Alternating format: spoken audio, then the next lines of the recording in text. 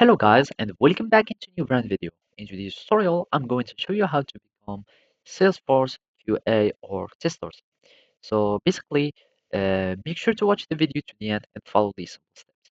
And to be a Salesforce QA, you will need just to follow Salesforce career path. And to do so, you can just check for the Salesforce trailhead and then you can access to their platform of training or their learning platform. So basically from here you will also be able to see the learning or the modules. Let's go to the trails, for example, or modules, and here also you will find the Trailblazer Career Marketplace, and from here you can find the Salesforce uh, career path or there are some jobs. So from here, we can just see also the role-based career path, and we can search for QA or testers.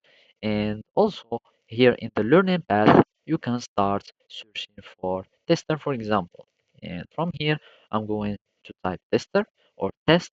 And from here, you can start learning from these lessons or courses of Salesforce so you can have more understanding about Salesforce testing.